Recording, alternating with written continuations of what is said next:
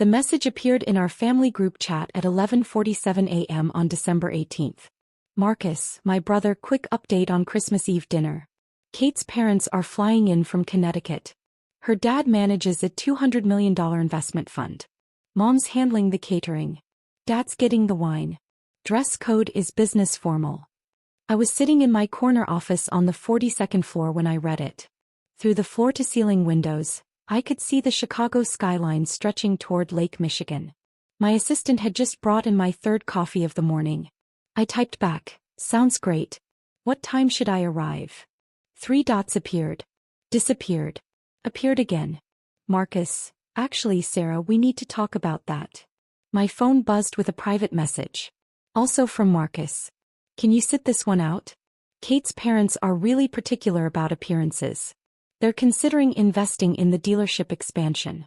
Having someone who still rents an apartment there might send the wrong message. You understand, right? I stared at the screen for a long moment. I'd rented the same one-bedroom apartment in Lincoln Park for 6 years. It had exposed brick hardwood floors and a view of nothing particularly special. The rent was $1,800 a month, which I paid automatically from an account I rarely checked. I could have bought a penthouse, a mansion, an entire building. I chose not to. I understand. Marcus, thanks for being cool about it. We'll do something just us in January, okay? He sent the same message to the family group chat, slightly edited. Sarah's going to skip Christmas Eve this year. He's got work stuff. All good. Dad's reaction appeared instantly. A heart emoji on Marcus's message. Mom added, "That's probably for the best, sweetie. These events can be so stuffy anyway." My younger sister, Jennifer, didn't respond at all. I set my phone face down on my desk and looked out at the city. My family had decided who I was when I was 23 years old. I'd graduated from Northwestern with a degree in finance. Decent grades, nothing spectacular. I'd joined a small investment firm as an analyst. Entry-level position. Tiny desk. Long hours. Marcus, 3 years older, had just bought his first car dealership with money from our grandfather's inheritance. He'd gotten the full amount, $800,000, because he was the business-minded one. I'd gotten $50,000 because I just needed something to get started. I didn't argue. I invested the $50,000 in 3 different startups. 2 failed completely. The third one, a logistics software company, got acquired 18 months later. My $15,000 stake turned into $340,000. I didn't tell anyone. I reinvested. Then again. And again. By 27 I had $4.2 million. By 30 I'd broken 8 figures. By 32 I was managing a private portfolio worth $67 million across venture capital, real estate and strategic business investments. I'd also started consulting. Quietly. I'd helped restructure 3 struggling companies, turning each one profitable within 2 years. Word spread in certain circles. The kind of circles where people don't ask questions, they just wire money and trust you to make them more. Last year I'd made the Forbes Top Financial Minds Under 35 list. They'd used a professional photo I'd done specifically for the article. In the family group chat no one mentioned it. I'm not sure they saw it. Meanwhile Marcus's narrative about me solidified. Sarah's doing okay, he'd tell people at family gatherings. She's in finance. Entry-level stuff, but she's working her way up. Still renting, but you know how expensive the city is. Mom would add, she's very independent. Doesn't ask for help even when she probably should. Dad would nod, she's figuring it out. Not everyone can be an entrepreneur like Marcus. The truth was simpler. I didn't correct them because I was watching. I'd learned early that people reveal themselves when they think you're powerless. When they think you need them.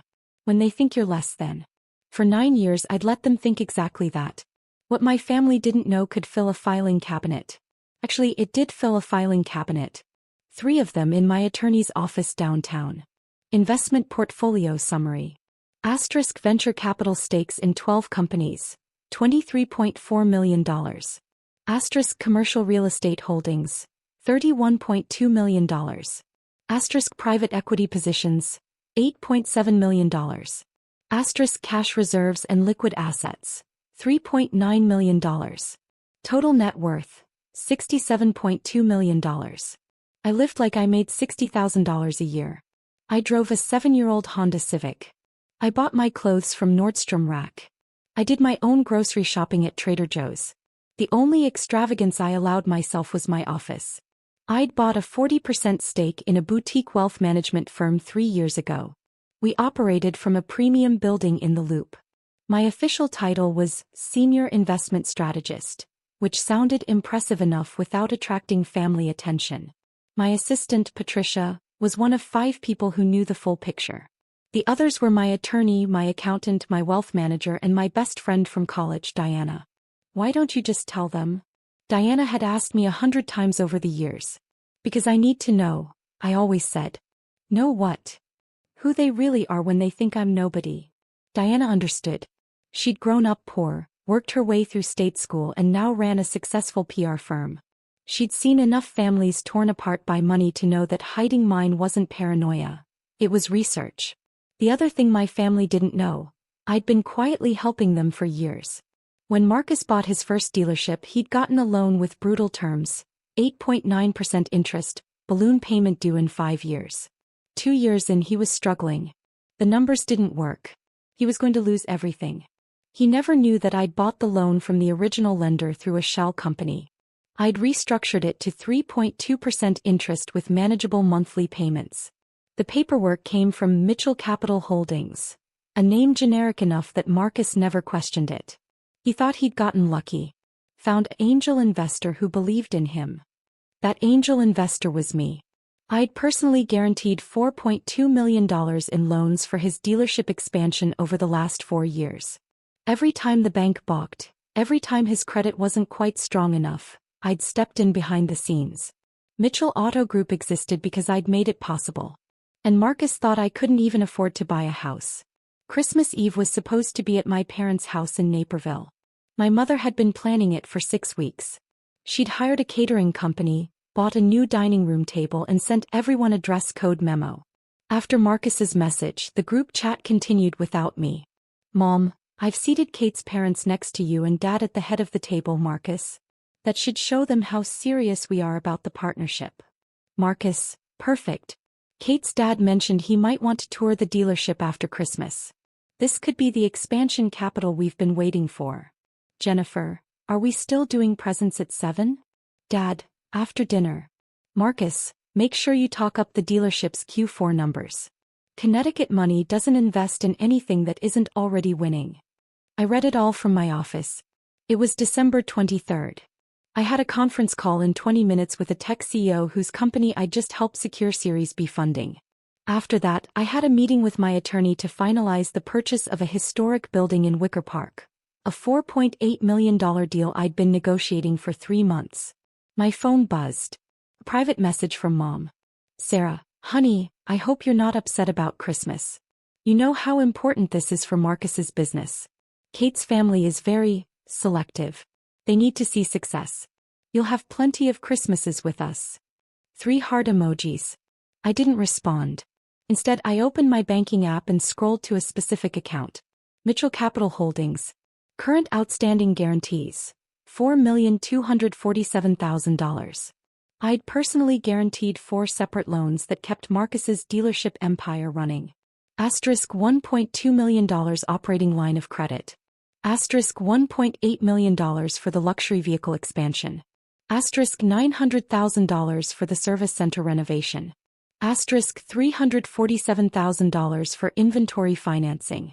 Without those guarantees, the bank would never have approved Marcus's aggressive expansion. His credit was good but not that good. His collateral was sufficient but not quite enough. I'd been the invisible safety net under his entire operation. I made the call at 3:17 p.m. on December 23rd. This is Sarah Mitchell. I need to speak with David Chin in commercial lending. David was my primary contact at First National. He'd handled every one of my personal guarantees for Marcus's dealership. Sarah, good to hear from you. What can I do for you? I need to withdraw my personal guarantee on all loans associated with Mitchell Auto Group. Effective immediately. Silence on the other end. That's $4.2 million in guaranteed loans, Sarah. If you pull that guarantee, We'll have to call the loans within 30 days unless Mr. Mitchell can provide alternative collateral or guarantors. I understand. Can I ask why? Personal reasons. I'll email you the formal notice within the hour. Sarah, this is going to create serious problems for your brother's business. Are you sure? I'm sure.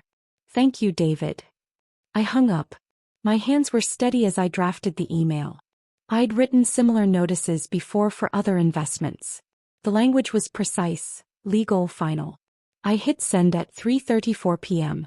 My phone rang at 3:41 p.m. Marcus. I didn't answer. He called again. And again. By 4 p.m. I had 12 missed calls and 7 text messages. Marcus, call me right now. Marcus, what the fuck did you just do? Marcus, the bank just called. They're saying you withdrew a guarantee? What guarantee? Marcus, Sarah, answer your fucking phone. Marcus, this is going to destroy everything. Call me. I turned my phone to silent and went back to work. That night I sat in my apartment with Diana. She'd brought wine and takeout from our favorite Thai place. You actually did it, she said, not quite a question. I did. How do you feel? I thought about it. Relieved. I've been carrying them for so long. It's strange to just let go. Your brother's going to lose his mind. He already is. I showed her my phone. 43 missed calls. 28 text messages. The family group chat had exploded. Mom, Sarah, please call Marcus. There's been some kind of banking mistake. Dad, whatever's happening, we can sort it out. Call your brother. Marcus, I know you're seeing these messages. This isn't fucking funny. Diana scrolled through them, her expression darkening. They still don't know, do they? They think this is a mistake. They can't imagine any other possibility. What's going to happen to the dealership? Marcus has 30 days to find $4.2 million in alternative collateral or a new guarantor. If he can't, the bank calls the loans. He'll have to sell assets, probably the luxury expansion he just built. Maybe the whole second location. And Kate's parents? Investment fund managers don't invest in businesses with shaky credit and loan problems. They'll walk away. Diana poured more wine. You know they're going to come after you. I know. Are you ready? I pulled out a folder from my desk drawer. Inside were 9 years of documentation. Bank statements. Investment records. Forbes article. Emails I'd saved. Legal documents showing every guarantee I'd provided, every investment I'd made, every time I'd quietly fixed something they'd broken. I've been ready for 9 years. Christmas Eve arrived cold and clear. I spent the morning at my office finalizing year-end reports. My portfolio had grown 34% in the last 12 months. I'd helped 4 companies go public, restructured 3 failing businesses, and personally invested in 2 startups that were already showing 10x potential. At 2 p.m. my phone rang. I answered. Sarah. Thank God. We need you to come to the house right now. There's been a terrible misunderstanding with Marcus's bank, and we need to sort this out as a family. What kind of misunderstanding? The bank is saying well, it doesn't matter what they're saying because it's obviously a mistake. But they won't talk to Marcus without you present. Something about guarantees? Sarah, honey, this is threatening Marcus's entire business. Kate's parents are arriving in 3 hours. Please. I checked my watch. I'll be there in 45 minutes. Oh, thank you, sweetheart. This is just a banking error. We'll clear it up and then have a lovely Christmas. I hung up and called my attorney. Robert, it's Sarah. They want a family meeting. I'm going in. Do you want me there? Not yet. But have the full documentation ready. I'll call if I need you. Sarah, be careful. Desperate people do desperate things. I'm counting on it. I drove to Naperville in my Honda Civic. My parents' house was a sprawling colonial they'd bought during Dad's corporate VP days. Marcus's Mercedes SUV was parked in the driveway next to Dad's Lexus. Jennifer's Audi was there too. The whole family was waiting. I walked in to find them arranged in the living room like a tribunal. Marcus sat forward on the couch, his face red. Kate sat beside him, looking uncomfortable. Mom and Dad occupied the armchairs. Jennifer stood by the fireplace, arms crossed. Finally, Marcus said as I entered, do you have any idea what you've done? I sat down in the remaining chair. I withdrew my personal guarantee on your business loans. That's what I did. The room went silent. Your what? Mom said carefully. My personal guarantee. I've been guaranteeing Marcus's business loans for the last 4 years. $4.2 million worth. I withdrew that guarantee 2 days ago. Marcus stood up. That's impossible.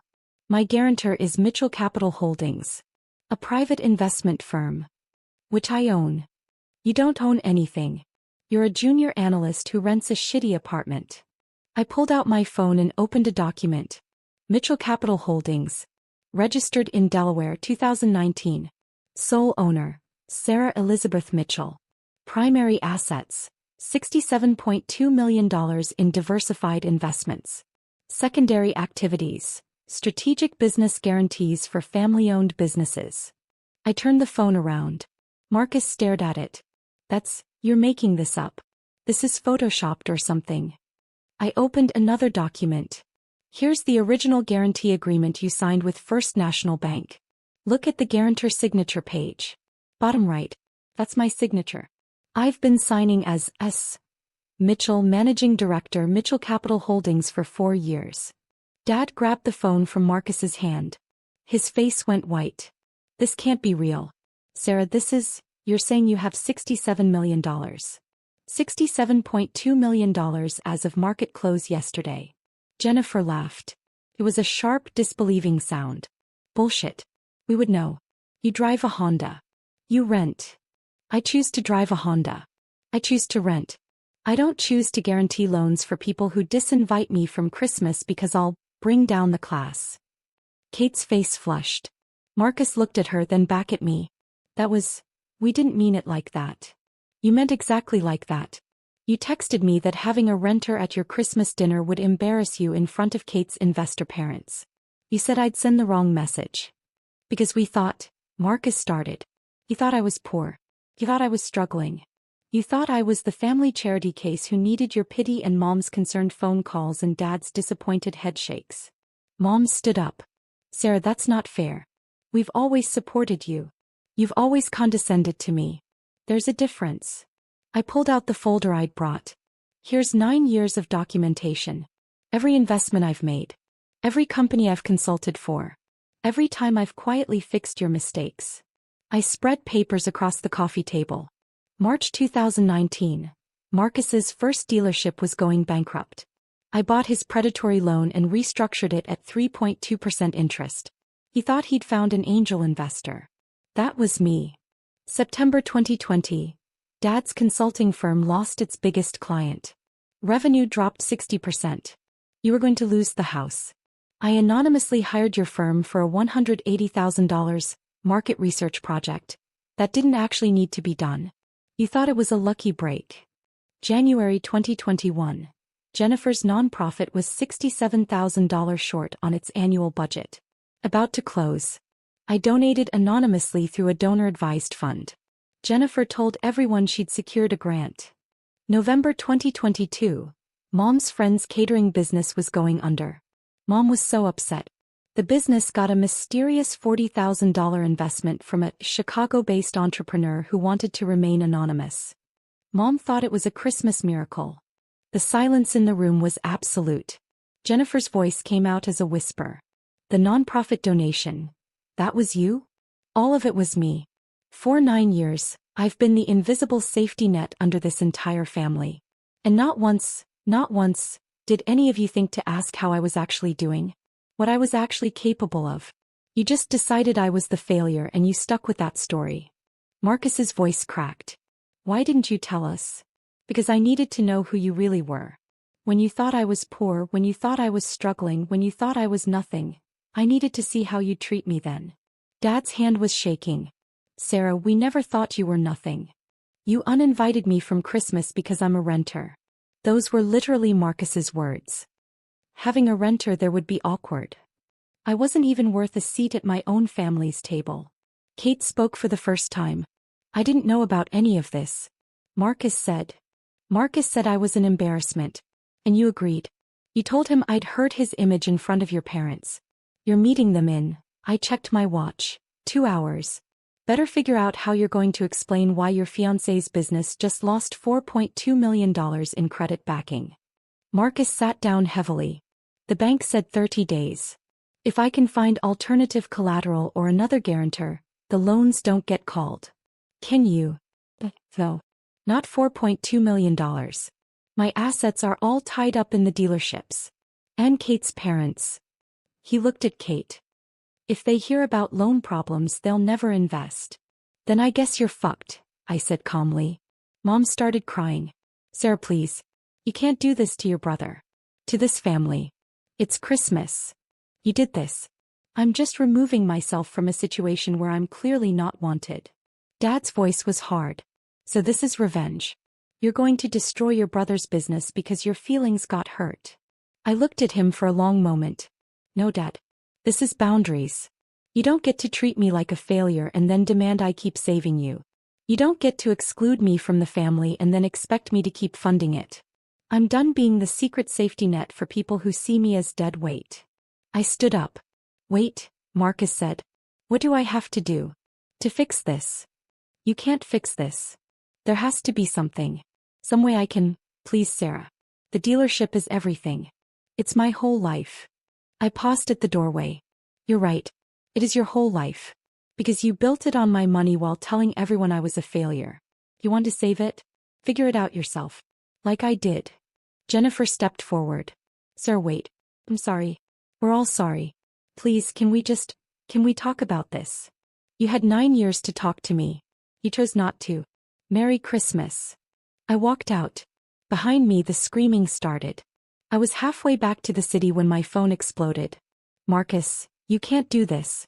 I'll lose everything. Mom, Sarah Elizabeth Mitchell, you turn this car around right now.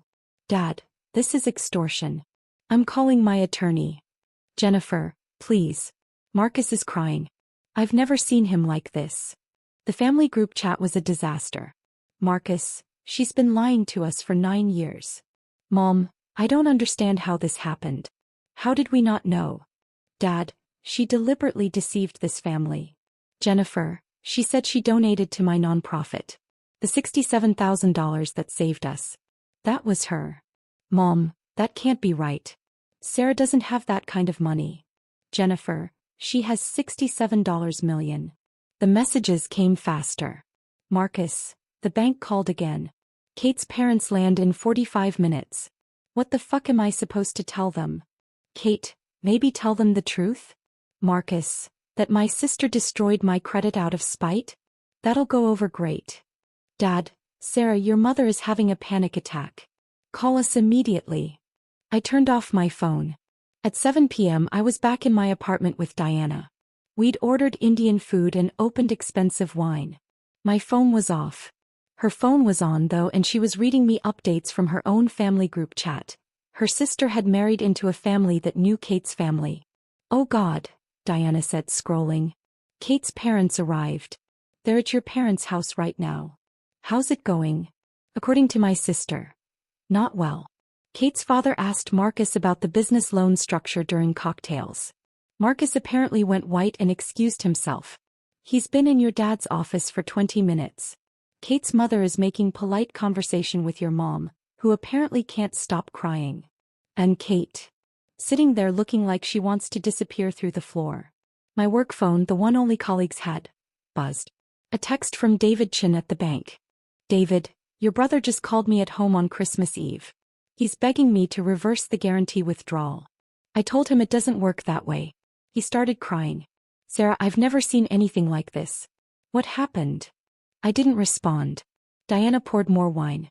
You know this is going to get worse before it gets better, right? I know. Marcus might actually lose the dealership. He might.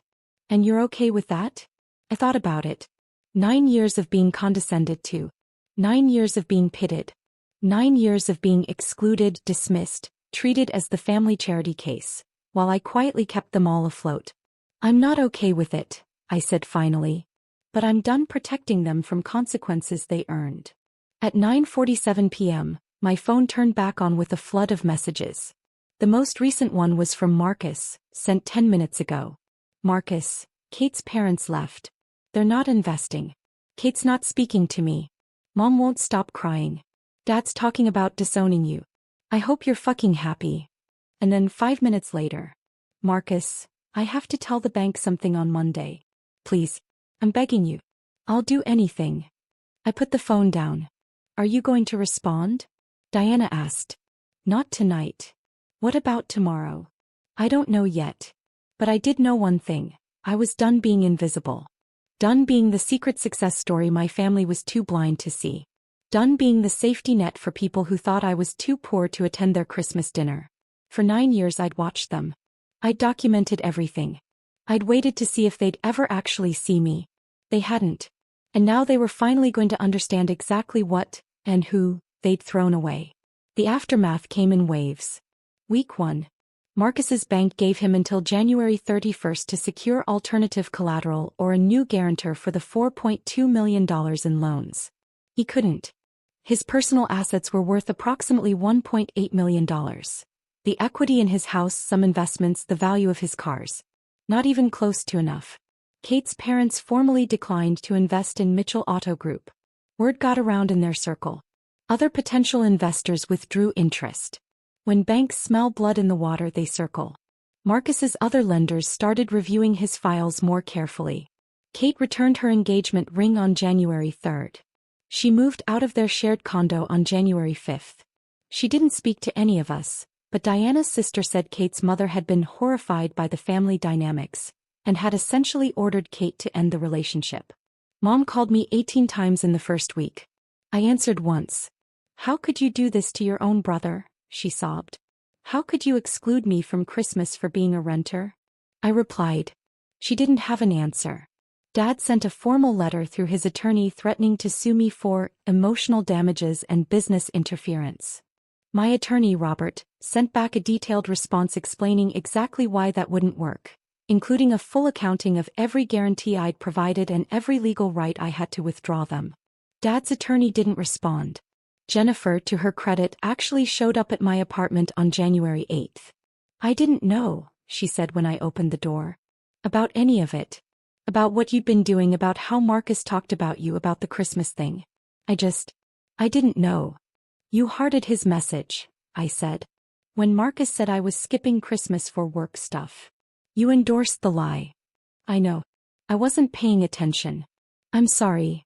We stood there for a moment. Do you want to come in? I asked. She did. We talked for 3 hours. She asked about the nonprofit donation, about how I'd built the portfolio, about why I'd hidden it. I told her the truth. I was waiting to see if anyone would look closely enough to notice. We should have, Jennifer said quietly. I should have. It wasn't forgiveness. But it was a start. Phew. Marcus had to make a choice. With the loans being called and no way to secure alternative backing, he had 3 options. Declare bankruptcy, liquidate assets to pay off the loans, or find a buyer for part or all of the dealership. He chose option 3. Mitchell Auto Group's luxury expansion, the second location he'd been so proud of, went on the market. A competing dealership network made an offer. $3.1 million, contingent on immediate closing. Marcus accepted. It wasn't enough to cover all the loans, but it was enough to satisfy the bank if Marcus could come up with another $800,000. He sold his Mercedes, Kate's BMW that was still titled in his name, and liquidated his investment accounts. On January 20th, the bank confirmed. Marcus had satisfied the loan requirements. Mitchell Auto Group survived. Barely. But it was half its former size. The luxury expansion, his pride and joy, was gone. His engagement was over. His reputation in the local business community was damaged. He sent me one text on January 21st. I hope this was worth it. I didn't respond. Week 3. On January 24th, I attended the Chicago Business Council's annual awards dinner. I'd been nominated for Emerging Leader in Finance and had won. The award came with a $25,000 donation to a charity of my choice. I selected Jennifer's nonprofit, and a feature in Chicago Business Magazine. My parents didn't know about the award. Marcus didn't know. But the magazine came out on January 26th, and the digital version went viral in Chicago business circles. The profile was detailed. It mentioned my portfolio size, my successful restructurings, my venture capital wins. It included that professional photo from the Forbes article. It quoted 3 CEOs I'd consulted for, all praising my strategic mind. And it mentioned in passing that I'd quietly supported several family businesses through strategic guarantees and investments, though she prefers to keep those arrangements private. My phone started ringing at 7 a.m. on January 27th. That, Marcus, Jennifer. Extended family members I hadn't heard from in years. Everyone had seen the article. I answered one call. Sir, we had no idea. The magazine, it says you've been, all this time you've been successful. I offered. Why didn't you tell us? I tried to show you. For 9 years. You just didn't look. But the apartment, the car, the way I what? Dressed? Lived? Mom, successful people don't all drive luxury cars and live in penthouses. Some of us just live our lives. Marcus saw the article, she said quietly. He's devastated. He excluded me from Christmas because having a renter there would embarrass him. He told his fiancée I'd bring down the class. He did this to himself. He's your brother. He was my brother. Now he's just someone who needs to learn that actions have consequences. I hung up. That afternoon I got an email from Kate. Sarah, I don't expect you to respond to this. I just wanted to say I'm sorry. Marcus told me you were struggling financially, that you were sensitive about money, that having you at Christmas would be awkward because my parents are in a different tax bracket. I believed him. I should have asked more questions. I should have met you first. I'm sorry for participating in your exclusion. I hope you can forgive me someday, though I understand if you can't. Kate. I wrote back, thank you for the apology. I accept it. For what it's worth, you dodged a bullet.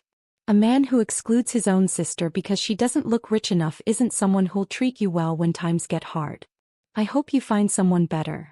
She responded with a simple, thank you. I think I will. Stu now.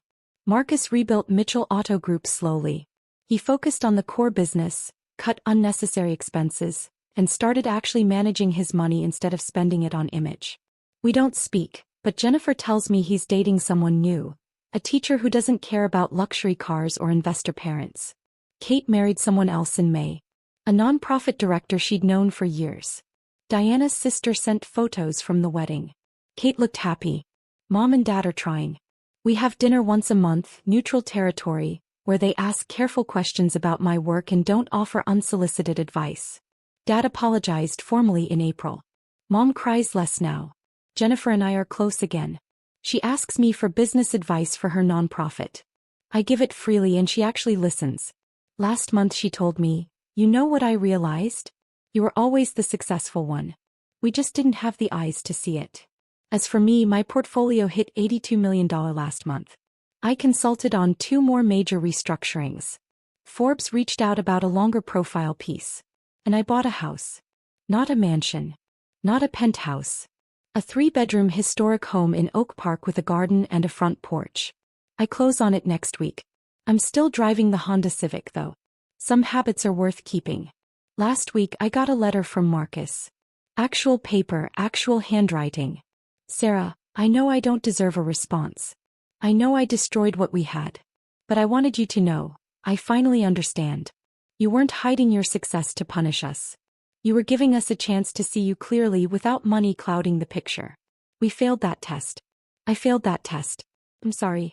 I don't expect forgiveness. I just wanted you to know I finally see you. I finally see what I threw away. I hope someday, maybe years from now, we can try again. But I understand if we can't. You were the one who saved me over and over, and I thanked you by excluding you from Christmas because you didn't look rich enough. I'll regret that for the rest of my life. Your brother, I hope I still get to call myself that, Marcus. I keep the letter in my desk drawer. I haven't responded yet. Maybe I will someday. Maybe I won't. But I learned something important over these 9 years, and especially these last 6 months. You can't make people see you. You can only decide whether to keep standing in front of people who look right through you. I chose to step aside. And for the first time in 9 years, I'm standing in full sunlight, exactly as I am, with nothing hidden and nothing apologized for. Some people call it revenge. I call it boundaries. And I call it freedom.